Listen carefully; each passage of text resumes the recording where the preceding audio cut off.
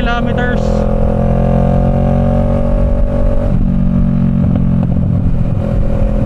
Then sabi ni Google Maps, take namin to na 8 hours and 48 minutes pag wala kaming stopover. Pero syempre hindi naman natin kaya na hindi mag stopover, magpahinga, mag stretching, umihi. So ang estimate ko is kukunin natin to ng 10 hours. So darating tayo doon before 10 AM. Kapag kape naman na, nakapag konting meal, kasi hindi naman pwedeng heavy meal dahil natukin ka sa biyahe, or magsisiyar ka. Kapit lang kayo, update ko kayo maya pag medyo maluwag na yung biyahe. Alright, kapapasok lang natin ng TPLEX. Meron ba tayong 118 kilometers bago tayo maka-exit dun sa may rotonda. Clean fuel ba yun? Yun yung rotonda na nakikita nyo pag palabas na kayo ng TPLEX, tas packet na kayo ng Baguio. Kasi yung rotonda na yun, kung meretso ka Arthur Highway papuntang Baguio, pagkana naman Cannon Road, pagkaliwa La Union papuntang Ilocos Sur at Ilocos Norte.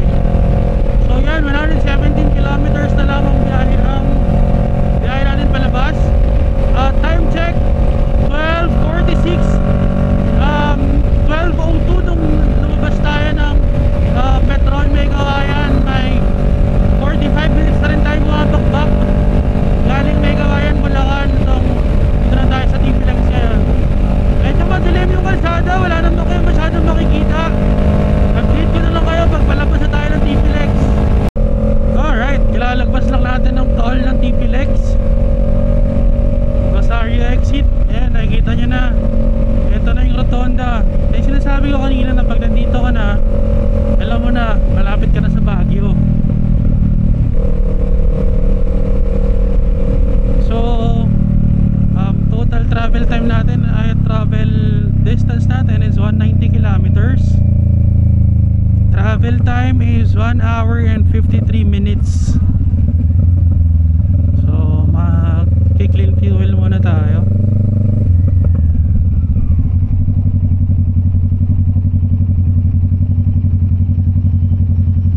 Average consumption natin is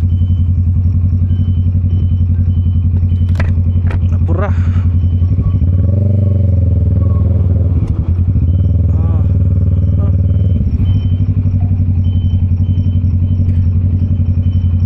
And 16.9 kilometers per liter. Okay. Nandito tayo sa clean fuel sa Rosario. Check natin.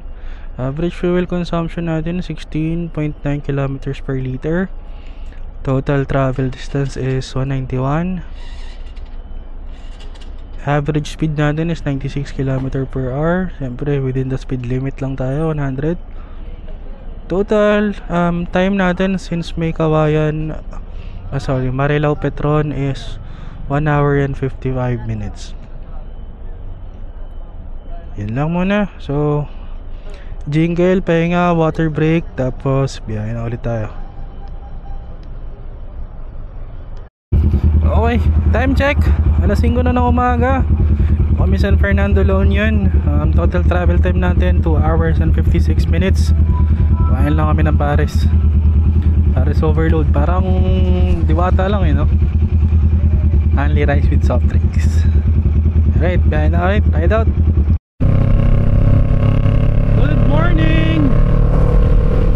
Time check 5:33 AM. Total travel time natin 3 hours 20 minutes. Distance is 274 kilometers. So nandito na tayo sa bayan na ba to?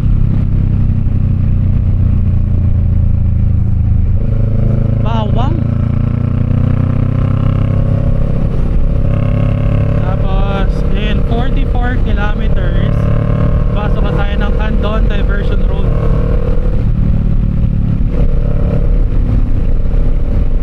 Medyo maluwag pa ang daan kahit may mga jeep na ako nakikita, pero yung temperature dito sobrang lamig. Malapit na rin tayo sa Ilocos Sur. Siguro may 30 minutes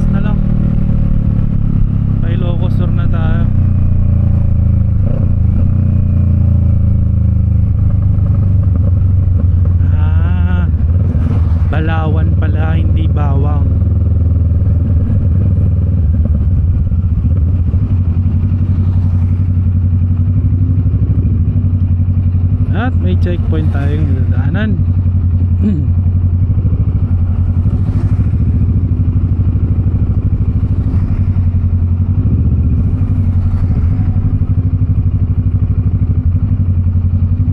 Sa kaliwang side lang naman, doon papunta ng La Union. Doon papunta ng Ilocos Sur, wala naman ako nag-check.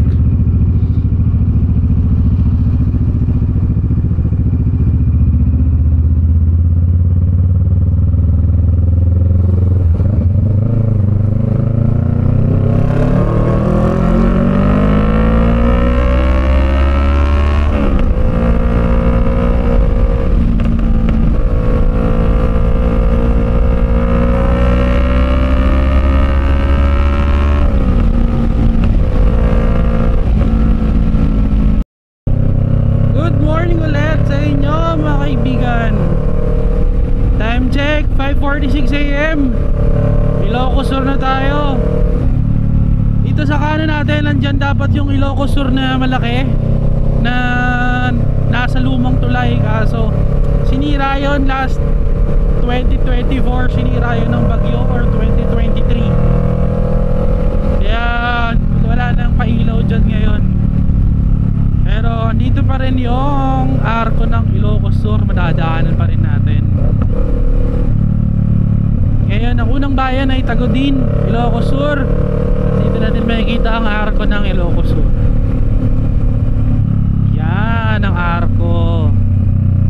Siyempre, mag-picture-picture muna tayo.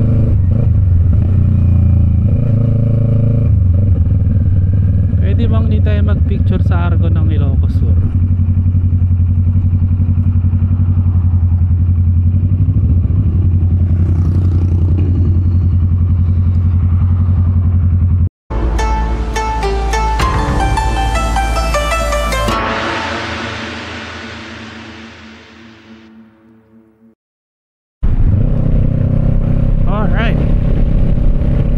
Sa coastal road ng Ilocos Sur, malapit na tayo sa Narvacan. Alam mo na, napakaganda ng dagat.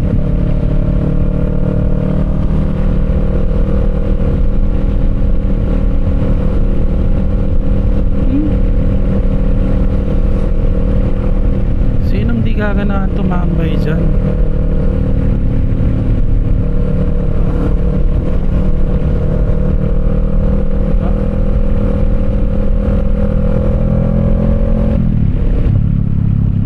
Check, 6:50 AM.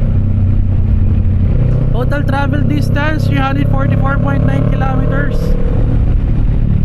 Total travel time 4 hours and 28 minutes. Yun po yung tumatakbo yung motor. Pero total since nung pag-alis natin sa Marilao Petron is 6 hours and 50 minutes. So nasa 2.5 hours din yung aming mga stopover na pag nagsama-sama. Yan, puputok na yung haring araw.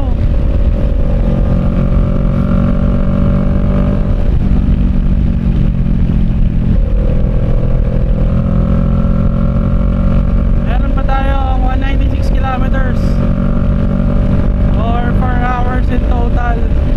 If ang pacing natin is around 50 km per hour. Pero hindi naman yan ang pacing natin dahil wala man tayong kasabay. Pag solo travel, mas mabilis.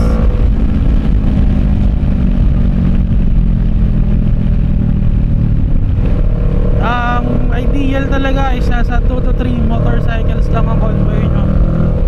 Pag nasa 5 pataas, medyo matagal din travel time nyo kasi mas maraming stopover, may mga iihi, maraming magpapagas. Mas malaki yung chances ng aberya pag mas marami kayo. So okay lang yung 2-3. At least kung may maging issue, meron namang magre-rescue sa inyo kasi may kasama kayo.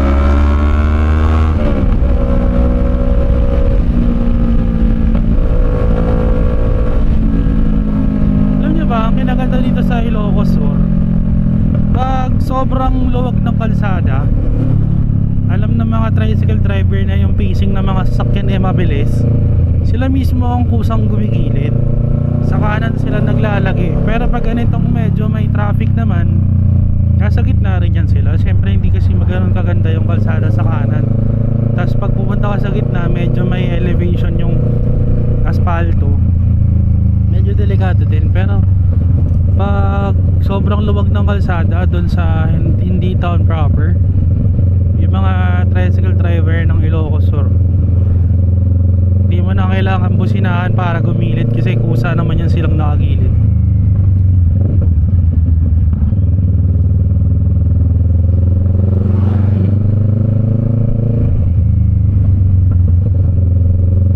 Okay, update ko na lang kayo, medyo mahaba pa naman ang biyahe natin.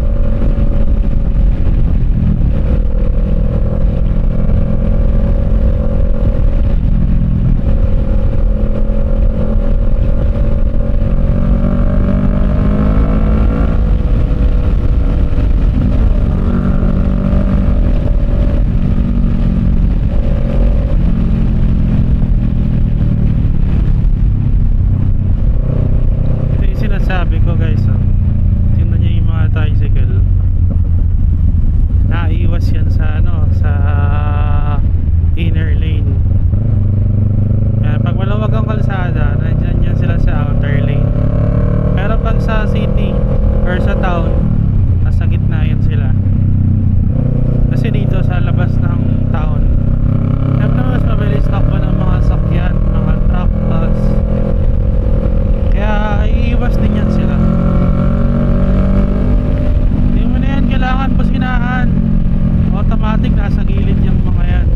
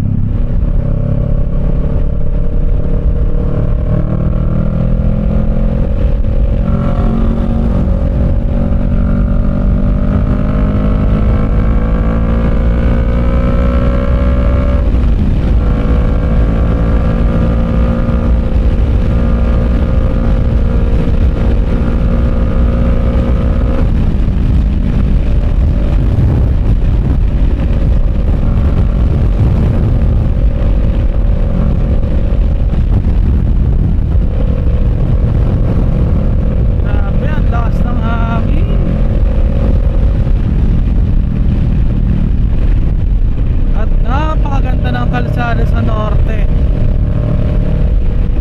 Kaya mas madalas ako sa norte kaysa sa south, dahil ang ganda ng kalsada dito eh. Pero pag sa south ka, malalaman mong nasa Bicolandia ka na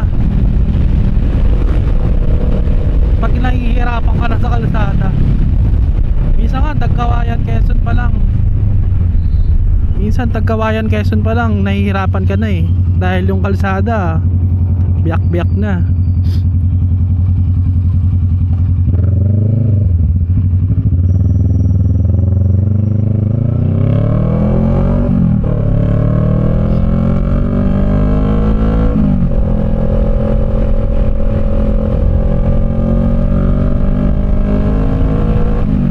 Eh dito sa norte Bulacan lang siguro yun, medyo mahirap ang kalsada. Pero kung mag-expressway ka naman, wala ka na madadaanan sa Bulacan na ganyan.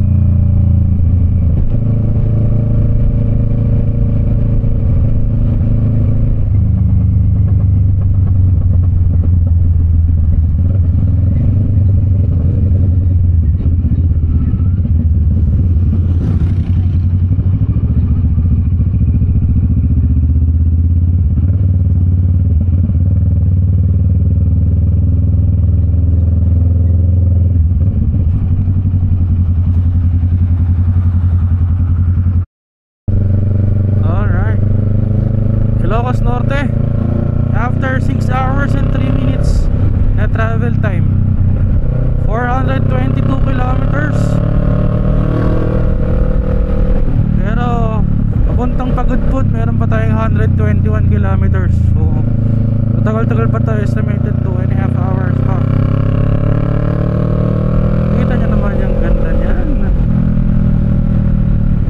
Napakaganda ng kalsada, Napakahaba din.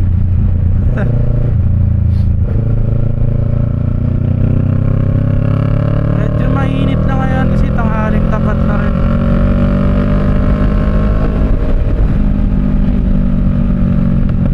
Next update siguro Pagudpud na or Patapat Bridge.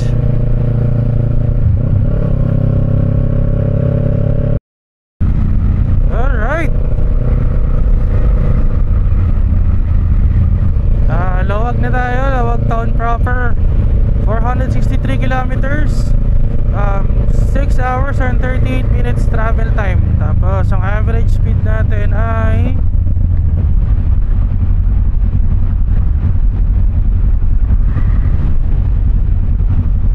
61 kilometers per hour. So lunch muna dito na lang para at least naka-aircon dahil mainit na ngayon. Takaling tapat na kasi. Grabe! Napakaganda!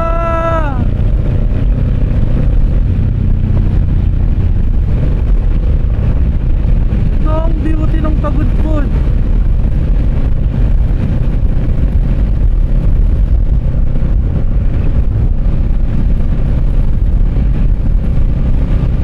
Grabe, blue na blue yung dagat.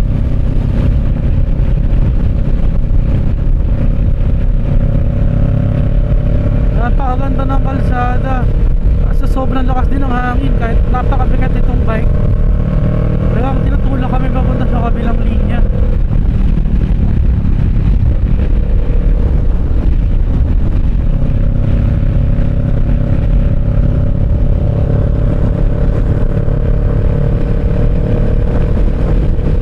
Nakikita na namin ang ano, windmills ng Bangi.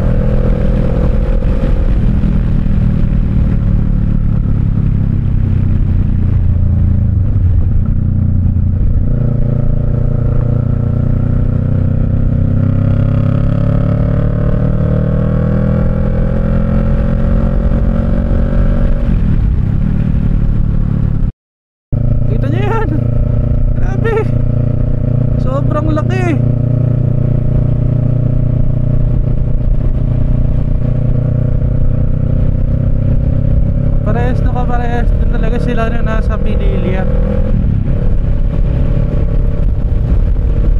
May mga windmills din doon. Ito na, Bangi. Manggi na tayo.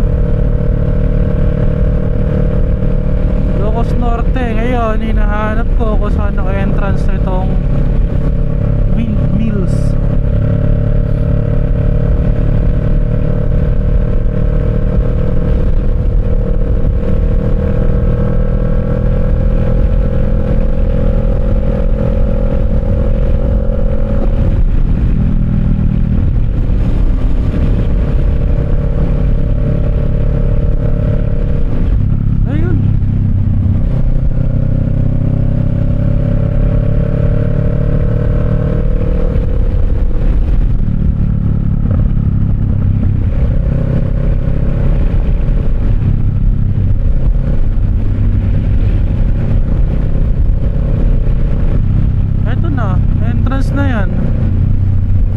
Isa, nasan ba yung windmills na nasa tabing dagat?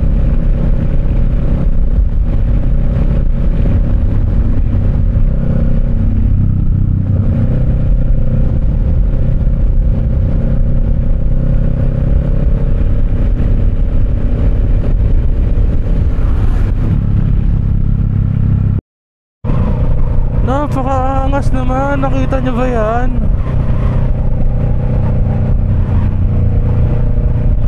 Napakalamig ng hangin dito. Partida alas 2 ng tanghali ngayon.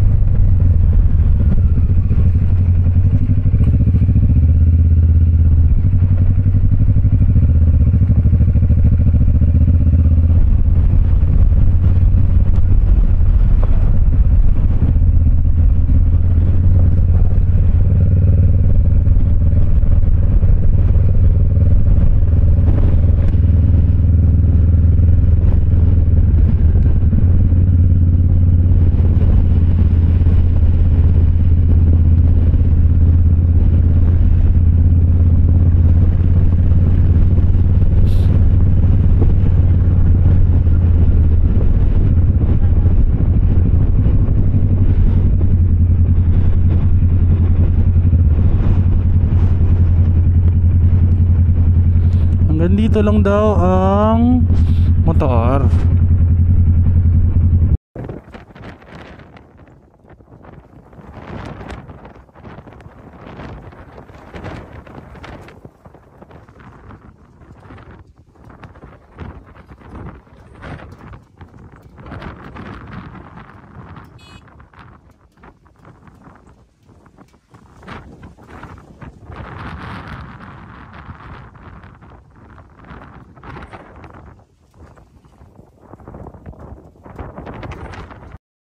Grabe, sobrang lakas ng hangin. May kasamang buhangin kasi kaya ang hirap magpicture, ang hirap kumuha ng video doon. Pupunta sa mukha mo, sa helmet mo yung buhangin. Pati sapatos mo papasukin. Yung hindi ka naman nagbasa pero punong-puno ka ng buhangin. Hindi ko in-expect din na ganito.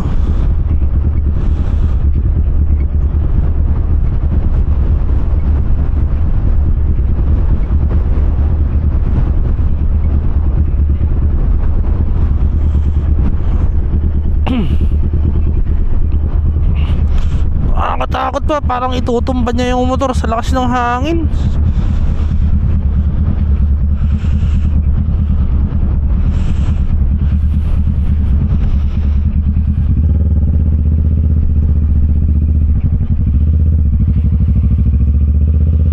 Tapos may mga riders dito kanina, kaalis lang din nila. Galing daw sila ng Pagudpud, sobrang lakas daw ng ulan dun. Tama tayo, Joyce. Handa naman tayo. Na-expect naman natin talaga na umuulan dun. Madalas naman umuulan dun sa Patapat Bridge. May dala naman tayong kapote. Kaya okay lang. Mabasa ka mabasa. Yun naman ang pinuntahan natin dito.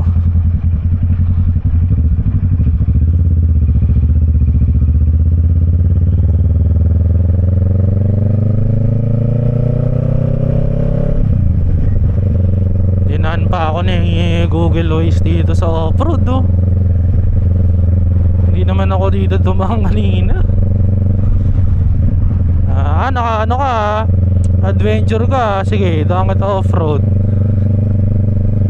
Hindi, testing lang pala. Kaunti lang.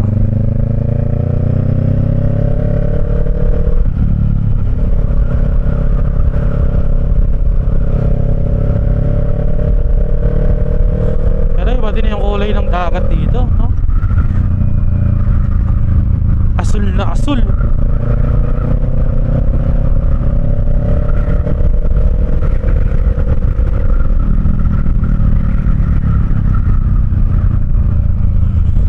Destination natin is Sapphire Beach Resort. Check-in muna tayo bago tayo pumunta ng Patapat Bridge. Di ako sigurado ako alin sa kanila dalawang mauuna. Kung mauna yung Patapat Bridge, okay lang.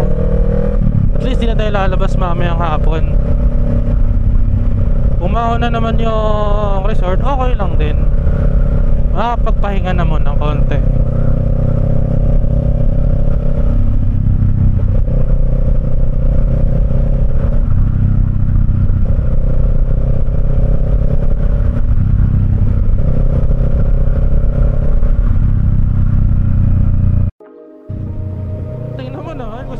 Pinapadaan ito ni Google Waze. Sa gitna ng palayan, napakalakas ng hangin. Pag tinumba ka niya, putik tsaka galos talaga ang aabutin.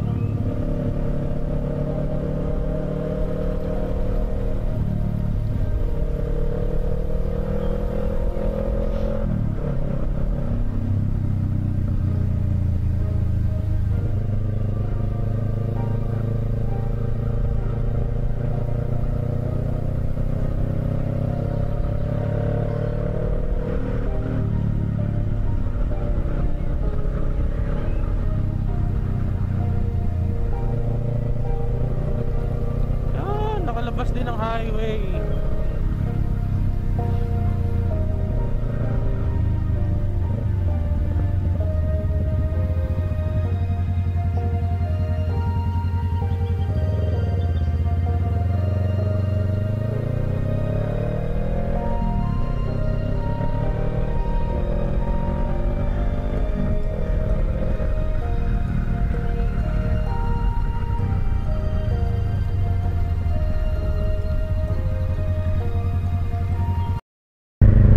Grabe, ang ganda ng bagong kalsada. Parang diversion road to. Di pa tapos.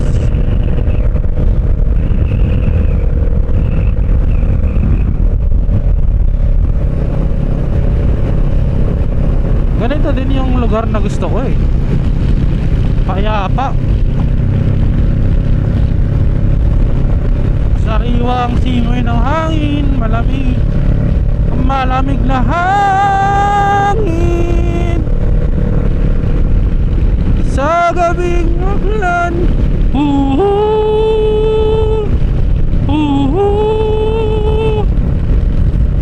Yun lang.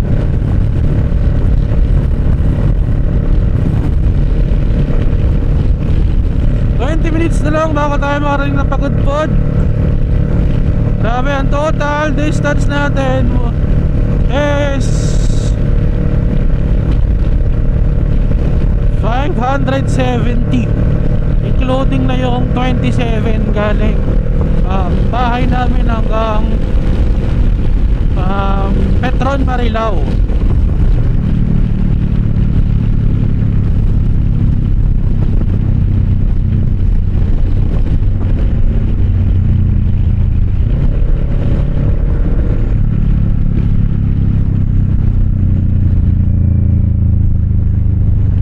Total travel time natin 8 hours. Grabe.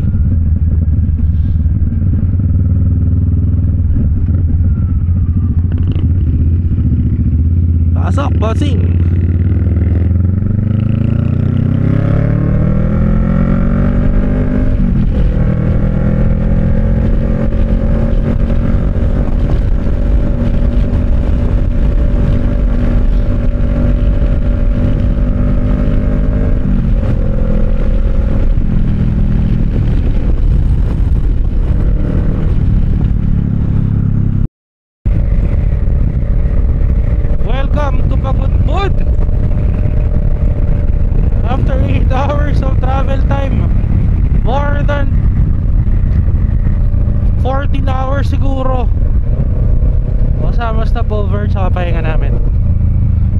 yan, kayang diretsuin yan.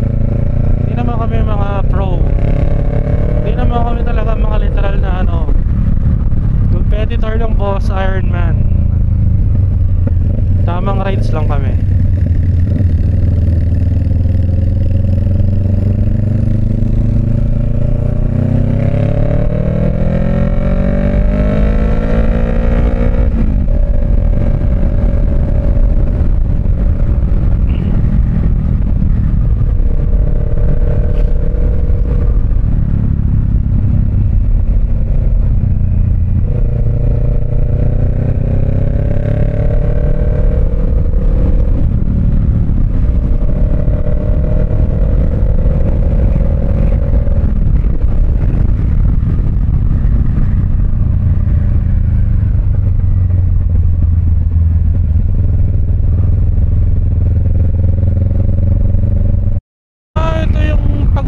Giant lang. Yan pala yun.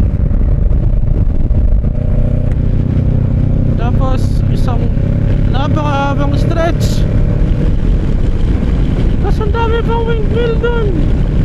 O yan ba yung pinanggalingan namin kanina?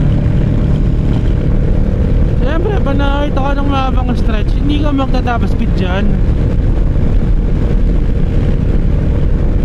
I-enjoy mo. Huwag mong hanapan ng top speed. Yung ganitong open, sobrang lakas ng hangin dito. O tama nga yung mga ano, mga rider na nakasabay namin kanina. Umuulan, pagod-good. Rainbow.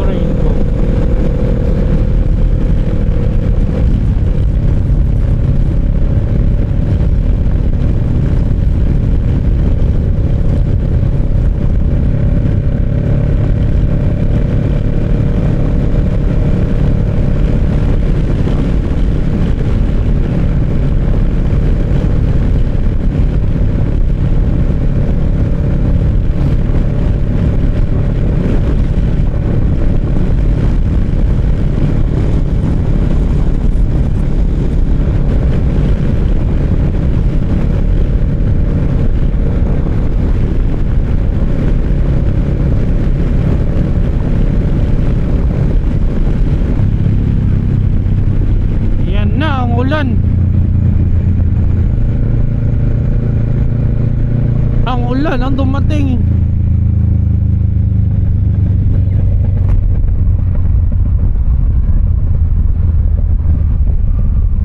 Pagpas muna tayo. Hirap ang maubusan.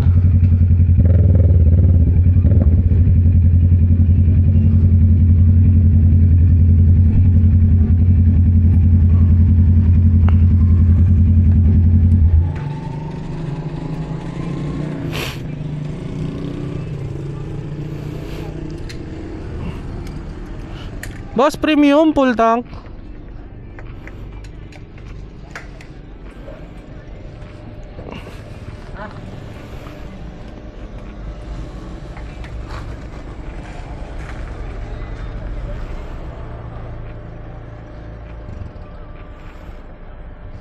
Boss, gaano pa kalaya ang Patapat Bridge dito? 30 minutes lang po. 30 minutes. Diretso lang yan?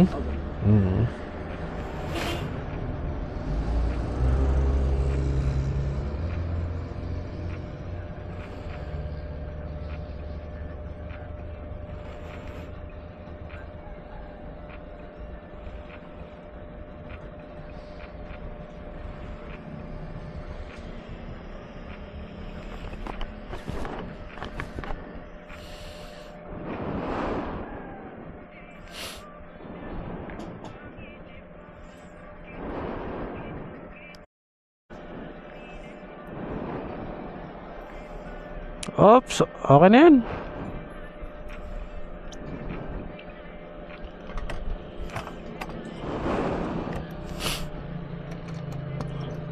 Galing tayo ng Quezon City. Bago tayo mag-ride out, full tank na tayo nun. Tapos unang pa-full tank ulit natin ay La Union, San Fernando, La Union. Tapos ngayon dito na tayo sa Pagudpud. Kaya papa-full tank na, nagpa-full tank na ulit tayo sa 1,000. Hindi rin naman kasi matipid tong motor natin.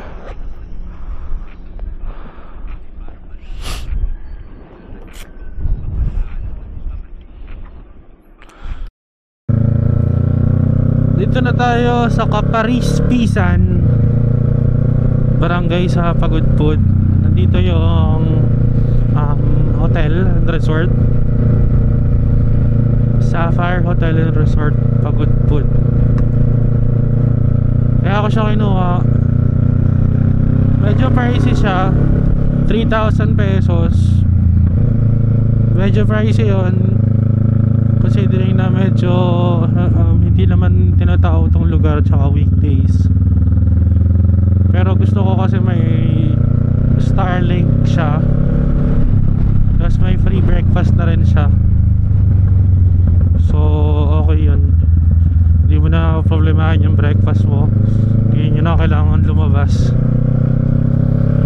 Kahit silog lang, walang problema yun. Ang habol mo dun is yung convenience.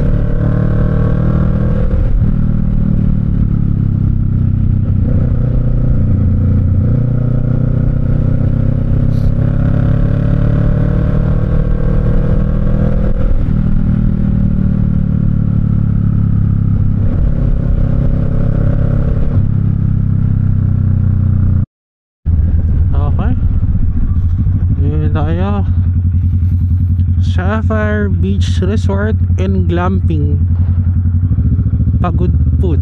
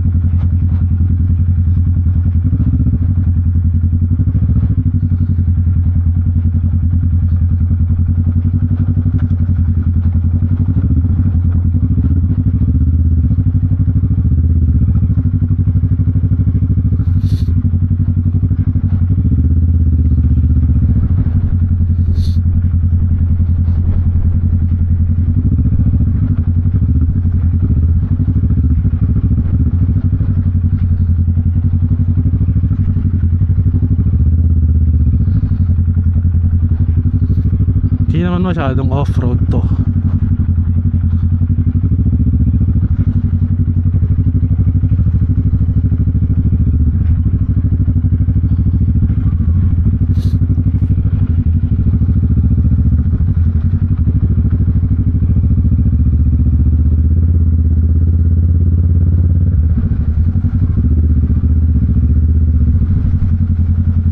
Hala, ang daming tao.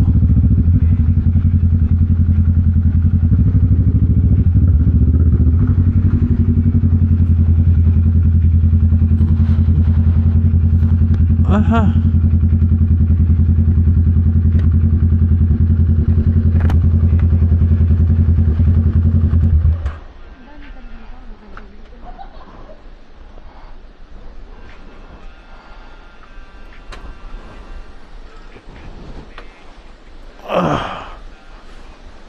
Tanong ka na po.